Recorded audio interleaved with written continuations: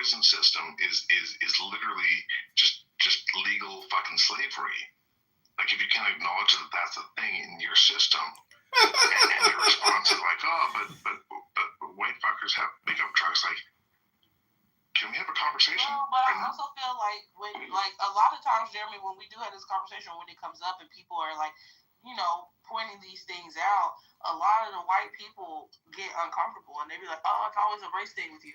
So that's because you say white men rape women in pickup trucks. Hello, calm yourself. Thank you. I think it's interesting because you are Canadian and you seem to know more about the history of this country and the history of the documents that govern this country than a lot of people who live here.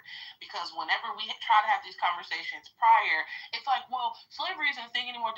It's like you would have to literally go back and do your due diligence and look at the history, the foundation of this country, the foundation of the laws of this country, which goes back to the Constitution of the United States, and it goes back to the Bill of Rights. And so when you're looking at those documents and you're looking at what was happening in the world at the time that certain things were put into place, like the 13th Amendment, you know what I mean? Or like, you would have Number 13! research. Okay. You have to really do your research to understand why this is the issue that it is and why it is relevant to slavery. And why a lot of the plights of Black people go back to slavery. And it's like, well, yeah, we're so far removed from it. Yeah, but we're not so far removed from racism, and especially when you look at the fact that the foundation of this country was literally established on racism. So you're saying, okay, I know that there's foreigners that come into the NBA and are decent, right? And although I can see that people like Yao Ming that challenge Shaq, right? Even though I can see that, right? I don't think that if their country took more interest into basketball and gave them scholarships, it would make it more competitive. I don't think that they would get more of those people. I think it would be the same. You sound like, you realize how asinine that sounds? You're saying, oh, I already know that there's foreigners that are there. I mean, come on, man, but it doesn't make sense. You're saying, hey, look, there's already exceptions to that. Dude, you're already agreeing that there's exceptions, right? And I'm saying, what if you made... Yeah, those are the exceptional Europeans that come to play NBA. Like, Giannis is exceptional, Luka's exceptional, Jokic is exceptional. These are exceptional athletes. But I don't think those are the best. I don't think overall they have better athletes than what we have here.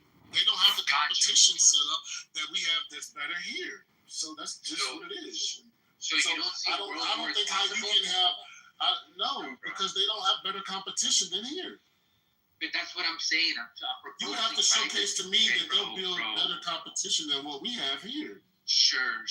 No, actually I don't. For this argument, I understand that the only reason why we have better competition is because, like, basketball is one of the dominant sports of America. Yeah, that's what because we invest in it, right? Yeah, that's what I'm like. It's not because of the whole incentive of this competition is because basketball is a dominant sport. It's not because these relevance exist. There's a cultural incentive for like basketball is American. And I already told Ford, I was like, imagine like actually country, right? So I'm telling Ford, imagine like all these other countries, right? Like let's say like basketball becomes much more relevant to the point where there's a culture of it, right? And there's also programs for it too. Right? If you already accept that there's exceptions of people coming into the league that are from foreign lands, right? Because they took an interest in basketball despite it wasn't the cultural dominant sport, or they took an interest in basketball, even though there wasn't all these programs for them to be as little kids weren't as common. Don't you think that if you made those more available, right? And there were scholarships, and it became culturally more significant. Your belief in Christ and your adherence to his law. You know what I mean? Like I think that's what you're saying, D. Yes, because he don't want to put his and God got white people that's filled with the Holy Ghost, got no. Y'all don't understand this. These people know God. Not all of them, but the ones that some people that roll with the Father, and that's their Father too. I'm sorry, D